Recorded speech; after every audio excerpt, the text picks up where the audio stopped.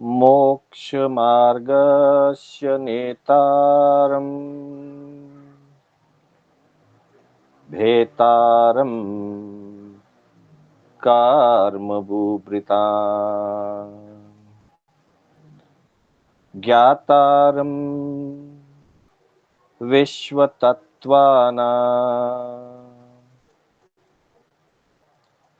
वन्दे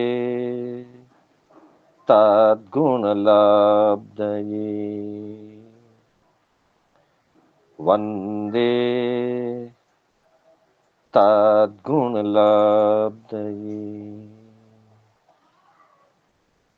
अनंत उपकारी, आस्था के आयाम चरम तीर्थंकर श्रमण भगवान महावीर को वंदन। प्रभु की परंपरा में विचरण करने वाले परम आदरणीय परम उपकारी समस्त चारित्रात्माओं को वंदन।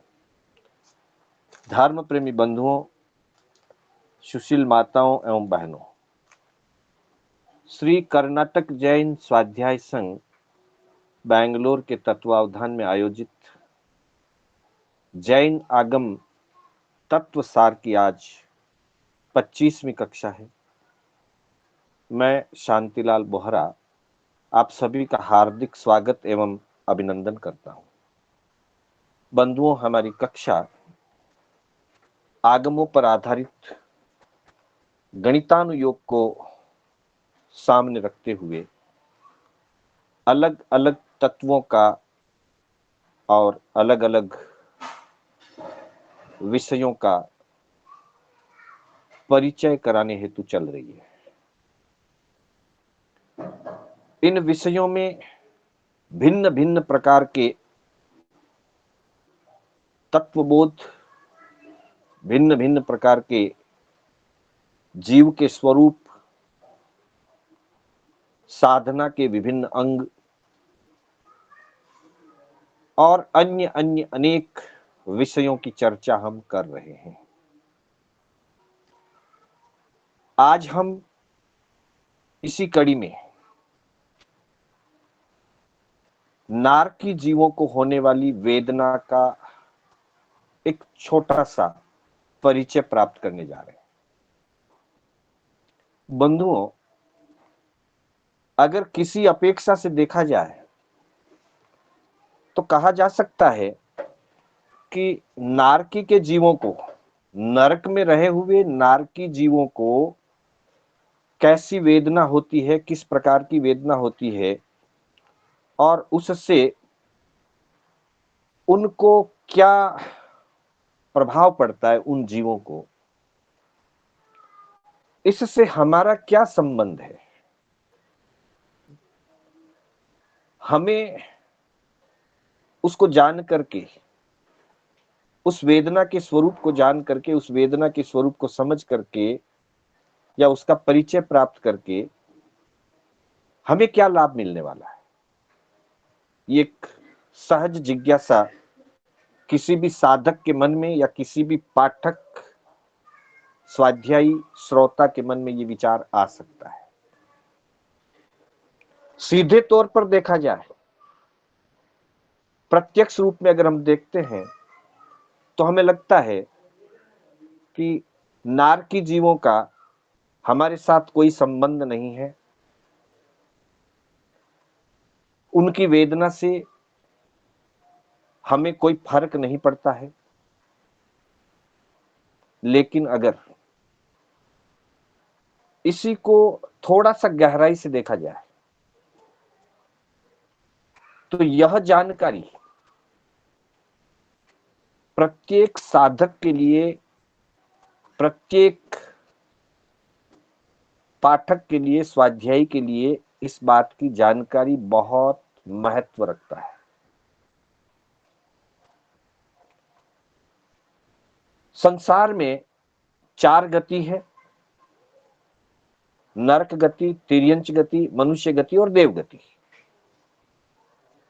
उन 4 गतियों में से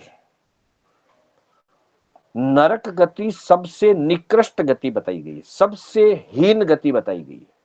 उसको व्यवहार में अधोगति भी बोलते हैं। निम्न गति। और उस निम्न गति का जो कारण है,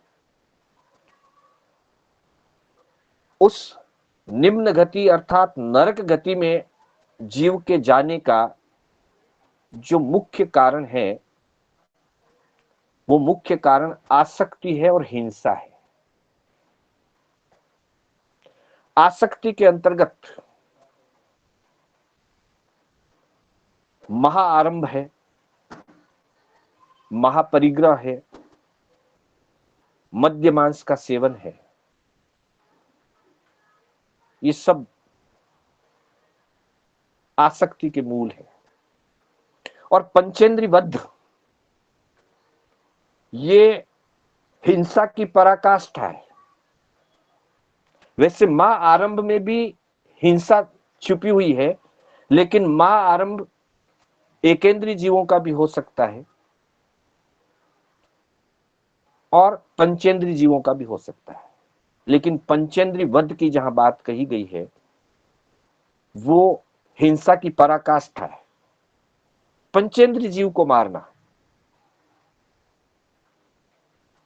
बहुत बड़ा पाप है। मनुष्य के जीवन में इन चारों पापों का प्रसंग उपस्थित हो सकता है।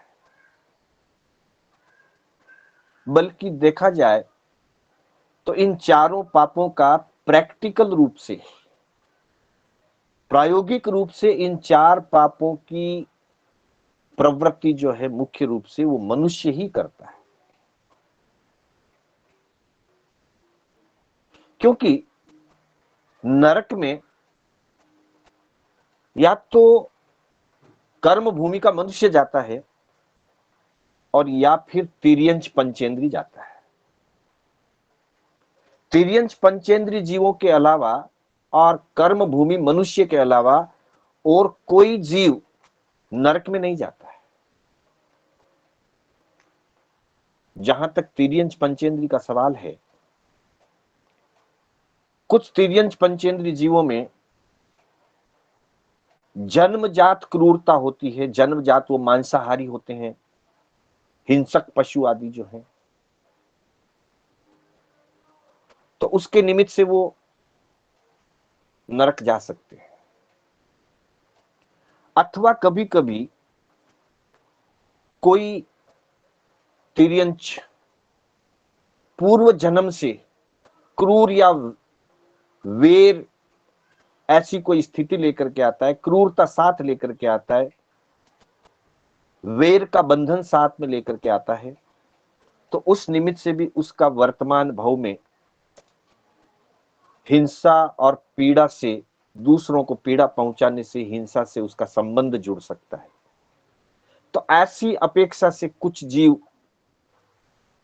तिर्यंच पंचेंद्री के जीव नरक को प्राप्त होते हैं, आगामी भाव में नरक की गति उनको मिलती है। लेकिन प्रायोगिक रूप से जो महाआरंभ, महापरिग्रह, पंचेंद्रियबद्ध, मद्य मांस का सेवन, ये जो मुख्य चार कारण नरक गति बंद के बताए गए हैं, वो मोटे तौर पर मनुष्य के जीवन में होते हैं। और ऐसा मनुष्य पूर्ण रूप से विवेक शून्य होकर के तीव्र आसक्ति और अत्यधिक क्रूरता के कारण ऐसे महाआरंभ, महापरिग्रह, पंचेंद्रियबद्ध, मद्यमान सेवन ऐसे पाप करता है, और जिसके फलस्वरूप वो जीव नरक गति में नारकी जीव के रूप में उत्पन्न होता है। अब वहां नारकी जीवन में नरक गति में रहे हुए जीव को कम से कम 10,000 वर्ष तक और अधिकतम सातों नरक में अलग अलग उत्कर्ष स्थिति होते हुए 1 सागरोपम, 3 सागरोपम, 7 सागरोपम, 10 सागरोपम, 17 सागरोपम, 22 सागरोपम और 33 सागरोपम तक की स्थिति कही गई। अर्थात 10 सागरोपम से लेकर के 33 सागरोपम तक जीव नरक गति के एक भाव में रह सकता है और वहां उसे जिस प्रकार की वेदना से, जिस प्रकार की पीड़ा से गुजरना होता है, वो पीड़ा, वो वेदना हम अनुभव करना तो दूर की बात, उसको सोच तक नहीं सकते हैं कि वहां कितनी वेदना होती है, कितनी भयंकर पीड़ा होती है। इसलिए प्रभु ने उस वेदना का, उस पीड़ा का, जो नरक गति के जीव को वेदना होती है, पीड़ा होती है, उसका परिचय दिया हमको कि अगर हम उस वेदना से परिचित भी हो जाएं, कथन रूप से, बौद्धिक रूप से अगर हम उससे परिचित हो जाएं, तो हमें लगेगा कि नरक का जीवन नहीं चाहिए। ऐसी वेदना जो जीव को एक पल भर के लिए भी, एक क्षण भर के लिए भी जीव को साता की अनुभूति नहीं करने देता है, ऐसी नरक वेदना होती है। ऐसा जीवन नहीं चाहिए। और अगर ऐसा जीवन नहीं चाहिए तो फिर वैसे पाप के कार्य नहीं करने होंगे, वैसे पाप के कार्यों से बचना होगा, महाआरंभ से बचना होगा, महापरिग्रह से बचना होगा, पंचेंद्रिय वध के कार्यों से बचना होगा, मद्य मांस के सेवन से बचना होगा।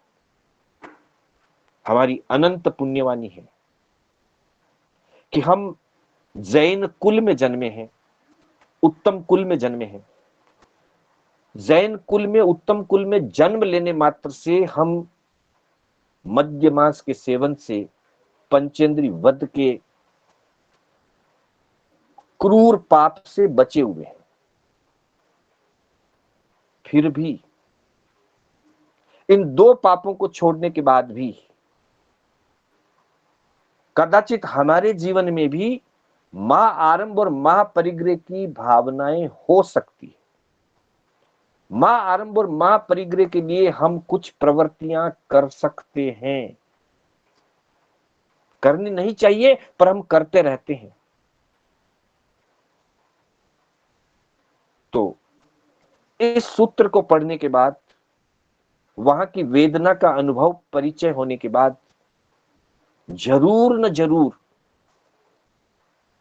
प्रत्येक व्यक्ति के मन में इतनी जागरूकता तो आएगी कि वो ऐसे पाप कार्यों से बचे। बस पाप कार्यों से बचना ही धर्म आराधना है, पाप न करना ही धर्म है। और ज्ञानियों ने जितना उपदेश दिया है, वो किसी भी रूप में उपदेश दिया हो, पर उपदेश का मूल उद्देश्य यही है कि इसको सुनने वाला श्रोता पाप की क्रिया से बचे। बस उसी चीज को समझाते हुए भगवान ने ठाणांग सूत्र के 10वें ठाणे के अंतर्गत सूत्र संख्या 131 में नारकी जीवों की 10 प्रकार की वेदना या पीड़ा का परिचय दिया है। आगम के शब्दों में कहा है, निरईयाणम 10 विहम वेयणम पच्चनुभवमाना विहरंती तंजहा सीयम उशिनम कुहम पिवासम कंडुम परज्जम भयम सोगम जरम वाहिम। अर्थात नारकी जीवों के 10 प्रकार की वेदना होती है, पीड़ा होती है, जो इस प्रकार है। शीत वेदना, उष्ण वेदना, क्षुधा वेदना, पिपासा वेदना, खुजली वेदना, परतंत्रता वेदना, भय वेदना, शोक वेदना, जरा वेदना और व्याधि वेदना। ये 10 प्रकार की वेदना बताई है। यहां वेदना का तात्पर्य असाता वेदना से है। वैसे 2 प्रकार की वेदना जीव को होती है, साता वेदना और असाता वेदना। देवताओं में मुख्य रूप से लगातार साता वेदना होती है और नरक गति में नियमा रूप से लगातार असाता की वेदना होती है, दुख की वेदना होती है, पीड़ा की वेदना होती है। शेष 2 गतियों में, तिर्यंच गति और मनुष्य गति में, वहां रहने वाले जीवों को, वहां जन्म लेने वाले जीवों को, मनुष्य गति और तिर्यंच गति में जन्म लेने वाले जीवों को अलग अलग समय पर अपने अपने कर्मों के उदय अनुसार कभी साता वेदना होती है, कभी असाता वेदना होती है, कभी सुख की अनुभूति होती है, कभी दुख की अनुभूति होती है। लेकिन नरक गति में लगातार निरंतर असाता की, दुख की, पीड़ा की ही वेदना होती है। एकमात्र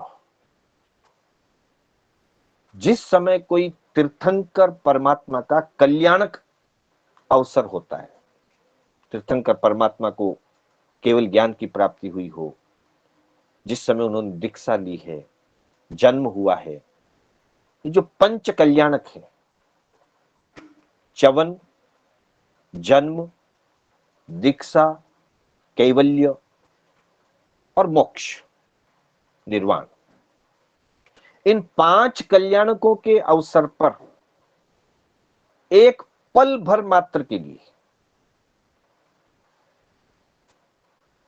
हम कह सकते हैं 1 सेकंड के भी 100वें हिस्से जितना, 1000वें हिस्से जितना, एक पल भर, एक क्षण भर मात्र के लिए नारकी जीवों को भी जरा सी साता की अनुभूति होती है। वो उस कल्याणक का प्रभाव है। परमात्मा के जीवन के ये 5 प्रसंग कल्याणकारी होते हैं। तीर्थंकर बनने वाली आत्मा देव गति से चव करके आती है तो देवलोक से चवना भी कल्याणकारी है। फिर मां के गर्भ से यहां उसका जब जन्म होता है तो उनका जन्म भी कल्याणकारी है। वे जब दीक्षा ग्रहण करते हैं तो वो उनकी दीक्षा भी कल्याणकारी है। केवल ज्ञान प्राप्त होता है तो केवल ज्ञान भी कल्याणकारी है। और जब वे मोक्ष पधारते हैं तब भी कल्याणकारी है। कभी प्रश्न खड़ा हो सकता है कि बाकी चीजें तो ठीक है, लोगों को लाभ मिलेगा, पर जब मोक्ष पधार रहे हैं तो किसी जीव को लाभ तो नहीं मिलेगा, क्योंकि वो तो यहां से मोक्ष पधार जाएंगे, फिर उनका लाभ नहीं मिलेगा। फिर उसको कल्याण क्यों कहा गया? बंधुओं, एक नियम है, जब भी कोई एक जीवात्मा मोक्ष पधारते हैं, चाहे वो सामान्य केवली होकर मोक्ष पधारे, चाहे तीर्थंकर पद लेकर के मोक्ष पधारे, जब भी कोई एक आत्मा मोक्ष प्राप्त करते हैं तब एक जीव को, अनादिकाल से निगोद में रहे हुए एक जीव को उस अव्यवहार राशि से, उस निगोद से, अनादि निगोद से बाहर निकल करके व्यवहार राशि में आने का अवसर मिलता है। इसलिए जीवात्मा का मोक्ष जाना भी किसी और जीव के लिए कल्याणकारी है। स्वयं के लिए तो कल्याणकारी है ही, किसी और जीव के लिए भी कल्याणकारी है। तो ऐसे कल्याणक अवसरों पर एक पल भर के लिए, क्षण भर के लिए भले साता की अनुभूति हो जाए, एक सुखानुभूति हो जाए, बाकी नरक में निरंतर असाता वेदना, पीड़ा रहती ही है। और वो पीड़ा इतनी भयंकर होती है कि जिसकी हम कल्पना नहीं कर सकते। तो ऐसी 10 प्रकार की वेदना बताई गई है। मुख्य रूप से वैसे नरक में 3 तरह की वेदना होती है। एक होती है क्षेत्र वेदना। उस क्षेत्र का, नरक भूमि का स्वभाव ही ऐसा ही है कि वहां जो भी जीव नार की रूप में जन्म लेता है उसको निरंतर वेदना, क्षेत्रजन्य वेदना होती है। दूसरी वेदना होती है परस्पर वेदना। एक नारकी का जीव, एक नारकी का नेरिया दूसरे नारकी जीव से द्वेष रखता है। उस द्वेष के कारण परस्पर में उनमें कलह होता है, परस्पर में उनमें लड़ाई होती है, मारपीट होती है। अर्थात एक नारकी का जीव दूसरे नारकी को पीड़ा पहुंचाता है, दूसरा नारकी का जीव पहले वाले नारकी को पीड़ा पहुंचाता है या किसी और नारकी जीव को पीड़ा पहुंचाता है। प्रत्येक जीव, प्रायः करके प्रत्येक जीव वहां रहे हुए किसी न किसी एक दूसरे जीवों को आपस में लड़कर, झगड़कर, भिड़कर कष्ट, पीड़ा, वेदना पहुंचाते हैं, असाता पहुंचाते हैं, दुख देते हैं। तो पहली है क्षेत्र वेदना, जो उस क्षेत्र का स्वभाव है। वहां के पुद्गलों का परिणमन इस प्रकार का है कि वहां जो भी नारकी रूप से जीव जन्म लेगा उसको उस क्षेत्र की वेदना अनुभव करनी पड़ेगी। दूसरी परस्पर वेदना है। तीसरी असुर वेदना है। असुर वेदना पहली, दूसरी और तीसरी 3 नरक तक होती है। अर्थात जो परमाधार्मिक देव होते हैं वो परमाधामी देव पहली नरक में, दूसरी नरक में और तीसरी नरक में रहे हुए नारकी जीवों को भिन्न भिन्न प्रकार से पीड़ित करते हैं, काटते हैं, मारते हैं, पीटते हैं, छीलते हैं, टुकड़े टुकड़े करते हैं उनके शरीर के। वेक्रिय पुद्गलों का शरीर है, वापिस टूटता है, वापिस जुड़ जाता है, पर वेदना तो भयंकर होती है।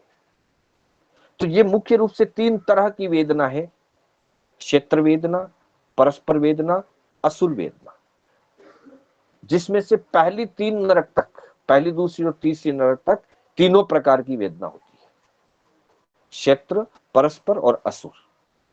चौथी, पांचवी, छठी, सातवीं नारकी में 2 प्रकार की वेदना होती है, परस्पर वेदना और क्षेत्र वेदना। लेकिन गिनती में 2 तरह की होने पर भी वो वेदनाएं अधिक तीव्र होती है। पहली नरक से दूसरी नरक में ज्यादा तीव्र वेदना है, दूसरी से तीसरी में ज्यादा तीव्र वेदना है, भयंकर वेदना है। इसी तरह से क्रमशः उत्तरोत्तर बढ़ती हुई, फिर तीसरी में, फिर चौथी में उससे ज्यादा, पांचवी में उससे ज्यादा, छठी में उससे ज्यादा और सातवीं में महाभयंकर वेदनाएं होती है।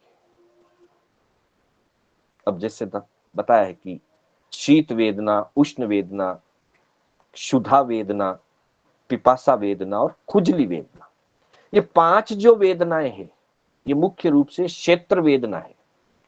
वहां के परमाणु ऐसे ही हैं कि भयंकर सर्दी लगती है, कहीं और कहीं भयंकर गर्मी लगती है। नारकी के कुछ स्थानों में भयंकर गर्मी महसूस होती है और कुछ स्थानों में भयंकर सर्दी महसूस होती है।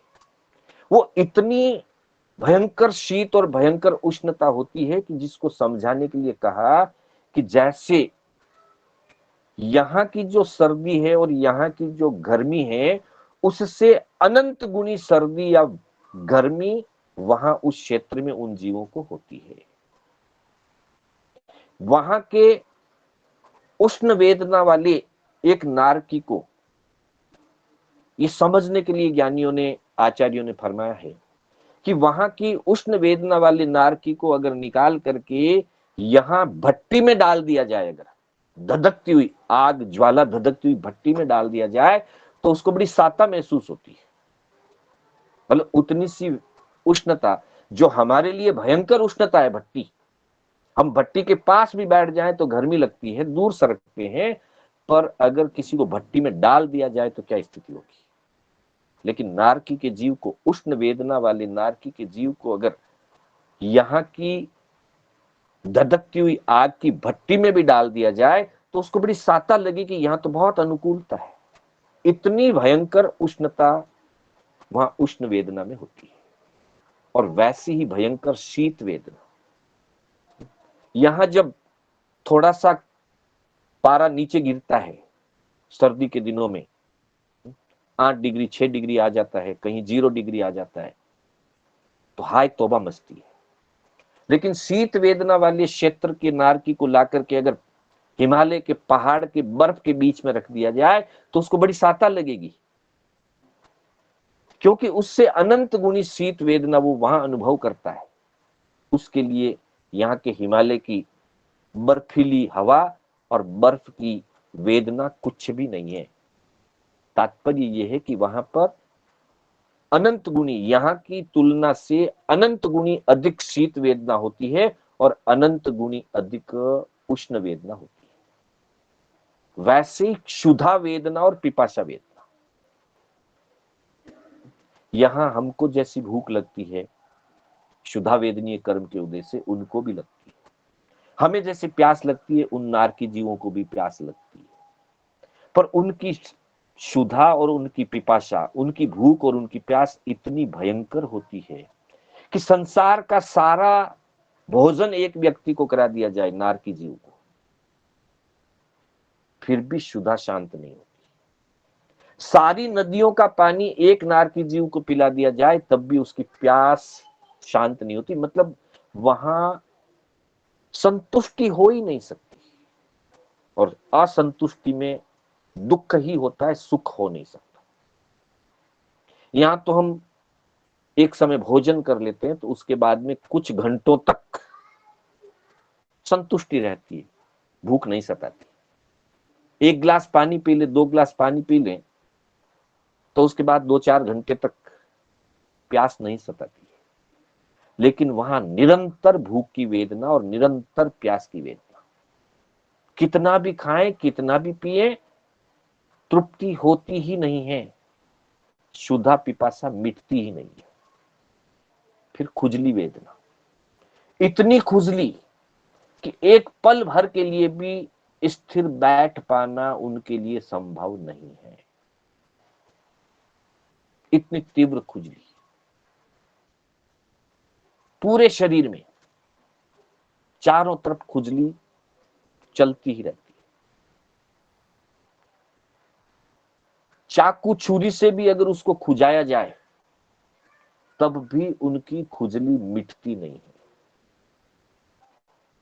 अब देखिए, ये उनकी वेदना है, वो वेदना भोगते हैं, पर वेदना भोगते हुए भी नए कर्मों का बंध होता है, क्योंकि मजबूरी है। वो वेदना को निर्जरा के लिए नहीं भोग रहे। पर यही चीज शीत उष्ण क्षुधा पिपासा दंश मशक आदि, दंश मशक भी खुजली का ही एक रूप है, मच्छर काटते हैं खुजलाहट होती है। यही चीजें एक साधक के जीवन में परिचय रूप होती है, और साधक उन परिचय को जीतता है, सहन तो करता है पर जीतता है।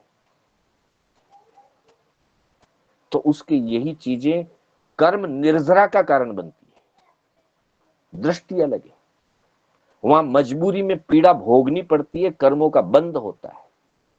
और यहां कोई साधक साधना में रत है और उसे अगर शीत उष्ण क्षुधा पिपासा खुजली, यहां तक कि मृत्यु तक, बीमारी तक की स्थिति भी आती है, वध और वेदना भी होती है, तो उसे समभाव से स्वीकार करते हैं, समता भाव से सहन करते हैं। और समता भाव से सहन करने के कारण अनंत गुणे कर्मों की निर्जरा होती है, और वहां अनंत कर्मों का बंध होता है। अनंत पीड़ा भी भोगते हैं और अनंत कर्मों का बंध भी होता है। इसी तरह से परतंत्रता वेदना, भय वेदना, शोक वेदना, ये मुख्य रूप से मोहग्रसित स्थितियां हैं। शोक भी मोहनीय कर्म का ही एक विभाग है, भय भी मोहनीय कर्म का एक विभाग है, और परतंत्रता यानी दूसरों के अधीन रहना, दूसरों की दासता को स्वीकार करना, गुलामी को स्वीकार करना, ये भी एक प्रकार की परतंत्रता भी मोह का ही रूप है। 5 ऊपर जो बताई, शीत, उष्ण, क्षुधा, पिपाशा और खुजली, ये मुख्य रूप से क्षेत्र वेदनाएं असाता वेदनीय कर्म के उदय से। परतंत्रता, भय और शोक जो हैं, ये मानसिक पीड़ा है, शारीरिक पीड़ा नहीं है। मन अप्रसन्न रहता है, भय लगता है, किसी की दासता स्वीकार करनी पड़ती है, किसी के अंडर में, मजबूरी से किसी के अंडर में रहना पड़ता है। इससे शरीर को कोई कष्ट नहीं होता, पर मन पीड़ित रहता है। ये मानसिक वेदना है, इसलिए ये एक प्रकार से मोहनीय कर्म जनित है।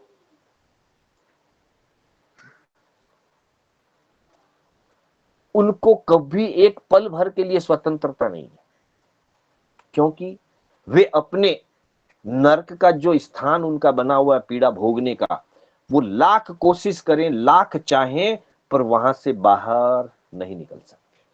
इससे बड़ी और क्या प्रतंत्रता हो सकती है।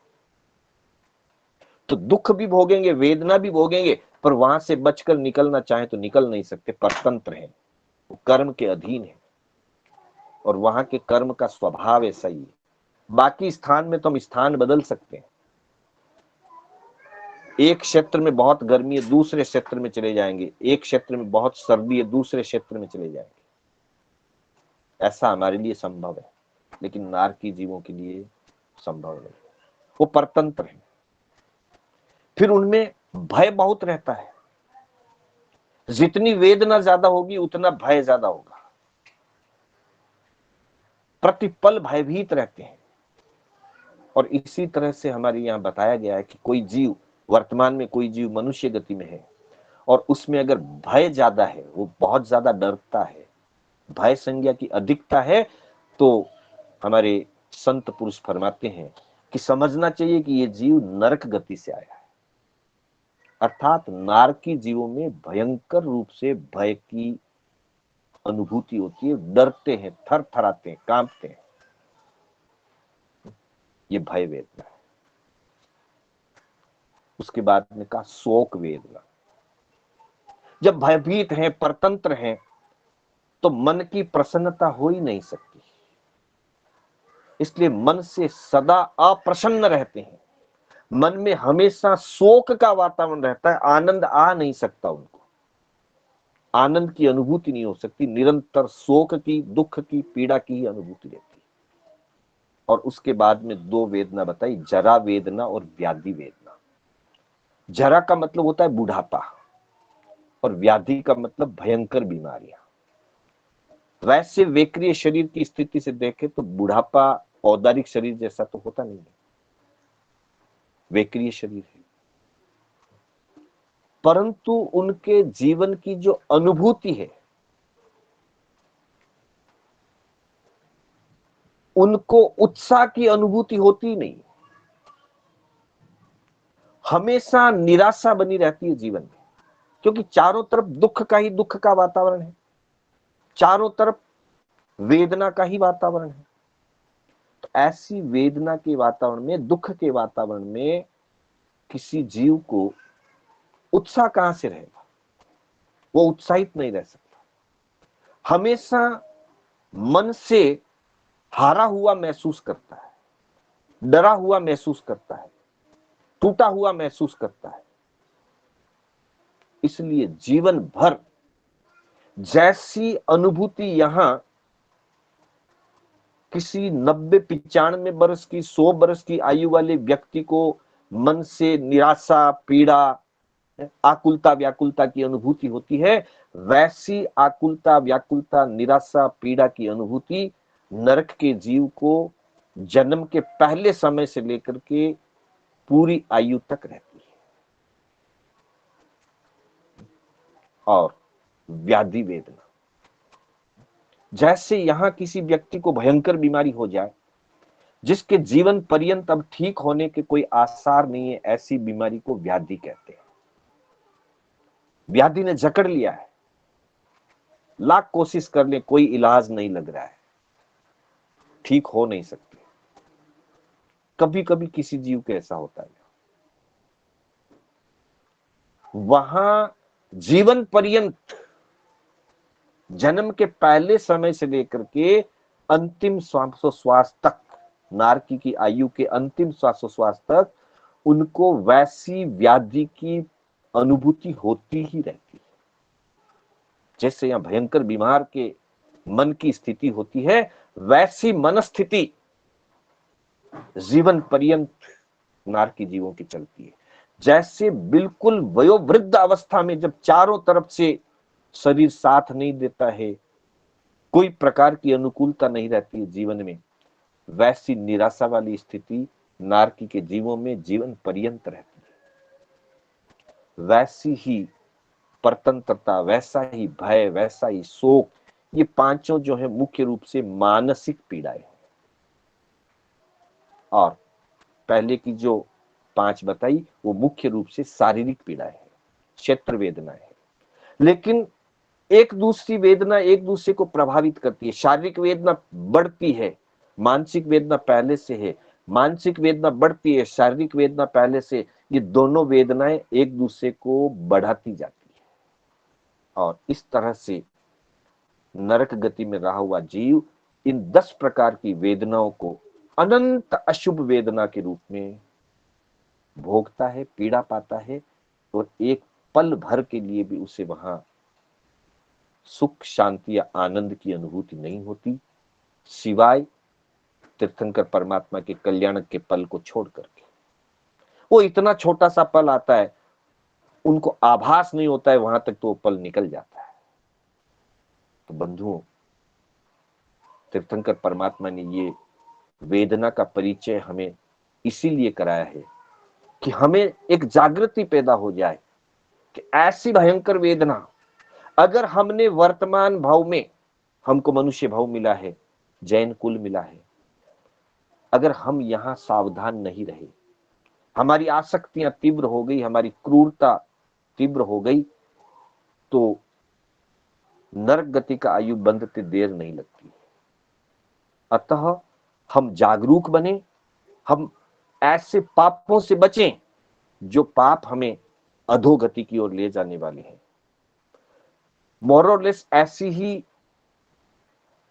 अशुभ वेदनाएं प्राय करके तिर्यंच गति के जीवों को भी होती है।